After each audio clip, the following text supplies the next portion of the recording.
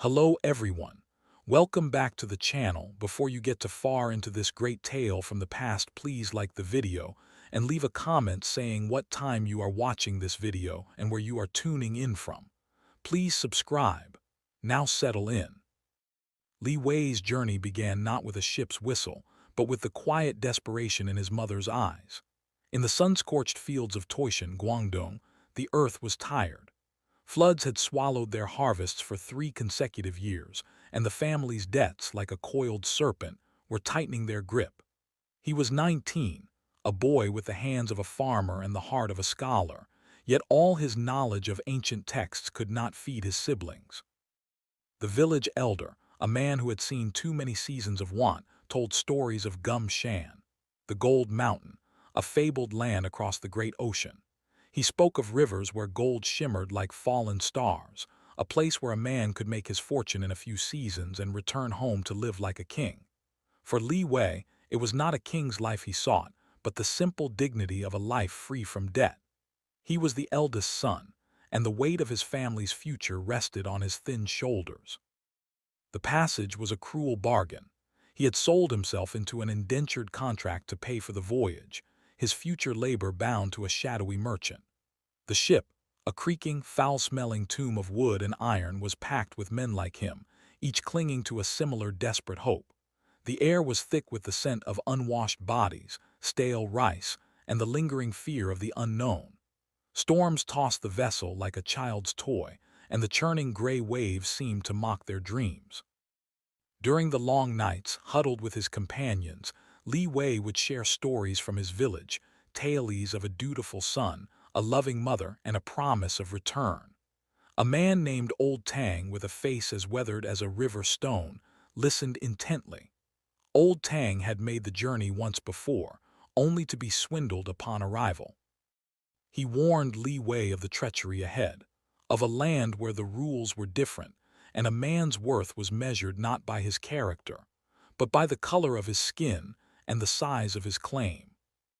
Gum Shan is not a mountain of gold, little brother, Old Tang rasped, his eyes filled with a weary wisdom. It is a mountain of toil. The gold is there, yes, but so are the demons who seek to keep it from you.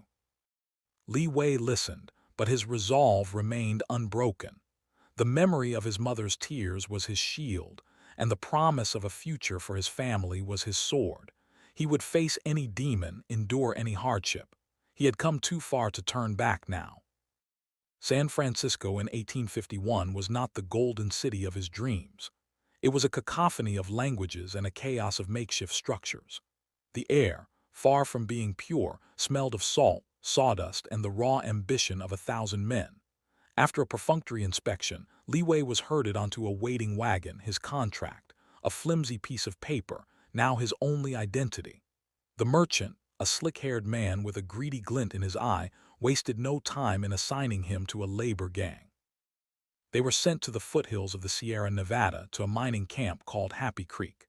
The journey was long and dusty, and as they left the city behind, the landscape transformed into one of vast, unforgiving beauty.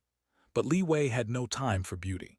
His days were a brutal cycle of shoveling dirt, rocking a long wooden sluice box, and stooping in the freezing river, searching for the telltale glint of gold. The work was relentless, and the reward was meager. What little they found was often taken by the merchant, who deducted his fees for food, lodging, and the ever-present threat of a beating. The other Chinese miners were his only family. They shared meager rations of rice and tea, spoke in hushed tones of home, and offered what little comfort they could. They were all in the same boat, bound by a shared language and a shared fate. Li Wei, with his patient and gentle nature, became a quiet leader among them, often mediating disputes and sharing stories to lift their spirits.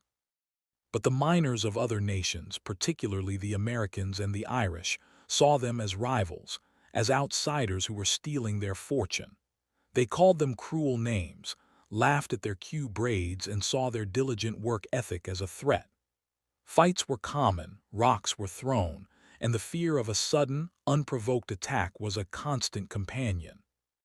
One afternoon, a group of American miners, their faces red with whiskey and malice, descended upon their camp.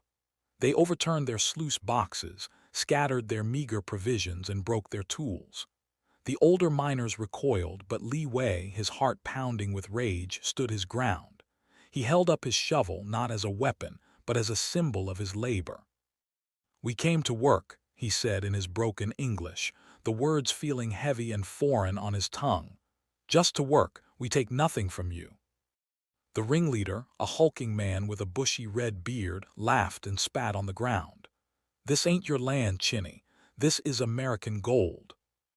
The confrontation ended not in violence, but in a tense standoff, as other miners from both sides emerged from their tents, their presence a silent deterrent. The red-bearded man backed away, but his eyes promised a reckoning. Li Wei had stood up for his group, but he knew this was only the beginning of their troubles. The mountain, he now understood, was not just a place of toil, it was a crucible of conflict. The days that followed were a testament to the resilience of the human spirit. The Chinese miners, led by Li Wei's quiet courage, rebuilt their camp, their resolve hardened by the recent attack. They worked harder, watched their backs more closely, and found a grim solidarity in their shared struggle. Old Tang, who had been a quiet presence, began to see Li Wei not just as a young man with a debt, but as a leader. "You have a strong heart, little brother," Old Tang said one evening as they shared a bowl of rice. "But a strong heart is not enough. You must have a clever mind, too." Old Tang had a secret. He knew of a small, hidden tributary, a sliver of a stream that snaked its way down a forgotten canyon, far from the main river and the prying eyes of the hostile miners. The canyon was treacherous, and the climb was difficult, but Old Tang believed it held untouched gold. They would work at night, under the silver gaze of the moon, to avoid suspicion. The work was slow and exhausting. They used their bare hands and makeshift tools, carefully sifting through the mud and rock. For weeks, they found nothing but the occasional worthless flake. The other men in their group grew disheartened, their whispers of doubt a constant drumbeat. But Li Wei and Old Tang persisted. Then one moonless night something shimmered. Li Wei's fingers, raw and numb from the cold water, felt a smooth, heavy object. He held it up to the faint starlight. It was not a flake, but a nugget as big as his thumb, its surface rippled and golden. Their long-held hope, once a fragile ember, burst into a roaring flame. They had found their claim. The next few months were a silent, frantic race against time. They worked day and night, extracting gold from the secret stream. They found more nuggets, small veins of gold-bearing quartz, and enough flakes to fill a small pouch. They were careful to keep their discovery a secret, burying their tools and covering their tracks each morning. The weight of the gold in his pouch was a constant reminder of his purpose, a promise to his mother that he was getting closer to his goal. But their luck was not to last. One day, a sudden, fierce storm swept through the mountains. Rain fell in sheets, turning the quiet stream into a raging torrent. The flash flood ripped through the canyon, carrying away their sluice box and most of their tools.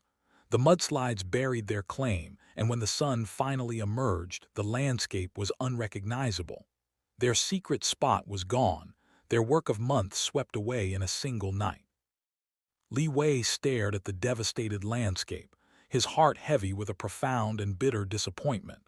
It was as if the gold mountain had decided to mock them, to show them a glimpse of its riches only to snatch it away. He looked at Old Tang, whose face was a mask of weary resignation. "The mountain has spoken," Old Tang said simply. The flood was not just a natural disaster. It was the final, crushing blow to their spirit. Many of the men, broken by the loss, packed what little they had and left for other camps, or gave up the hunt for gold entirely.